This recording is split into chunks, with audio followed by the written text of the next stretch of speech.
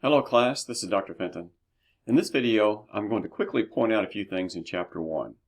Now, by no means are these chapter videos to replace you reading the chapters themselves. You need to read the chapters in detail, thoroughly, maybe even read them a couple of times.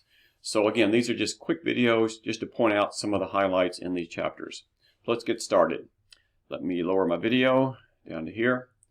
So in Part 1, we had the field of practice of forensic accounting, and then Chapter 1. Now, as I just said a minute ago, please read the chapter yourselves. I'm not going to go through this page by page and point out everything on these chapters.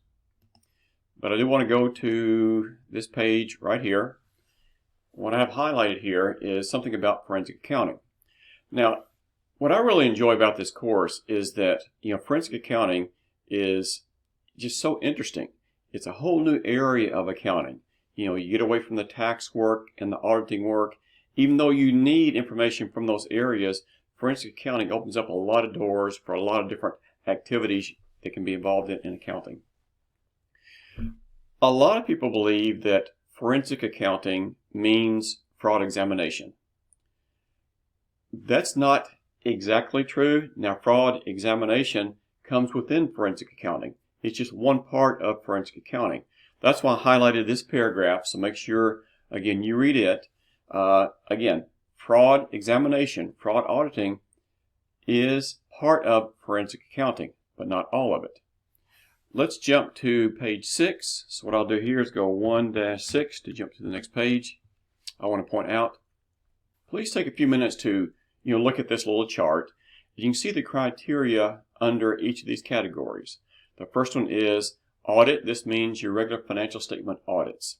They talk about the time perspective, it's historical, primary focus, investigation scope, and so forth. And you look at the others. Then they talk about fraud examination and then forensic accounting. Just because we have separate columns for fraud examination and forensic accounting does not mean, again, that they are completely separate. As earlier in the chapter, you saw that fraud examination, or fraud auditing, some people call it, that is one part of forensic accounting.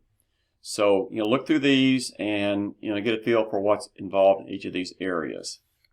The next page I want to jump to is page 12. So let's go to 1-12. Way back in 1986, there was an Aicpa Practice Aid, and it lists 6 areas of litigation services. And litigation services is part of forensic accounting. And so we have damages, we have valuation, antitrust analysis, general counseling, accounting, and just general analysis here. All this is part of forensic accounting. Okay? There are various areas of forensic accounting. You have, to me, the big areas are fraud examination, business valuation, and litigation support. So again, this is their breakdown of the litigation support areas. And let's see, I want to go to number 18, so let's go 1-18. Take a look at this, Foreign Corrupt Practice Act. We're going back further in history, back to 1977. This has been around, like you see, for a long time. And the purpose is to combat corrupt business practices such as bribes and kickbacks around the world, not just in the U.S. So make sure you take a look at this. You still hear about this in the news from time to time. That's all I wanted to point out here. Again, a quick video, and let me bring this back up.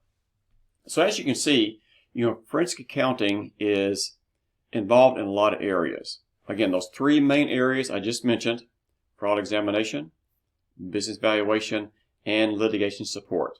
And in each of those areas, you can get down into a lot of depth.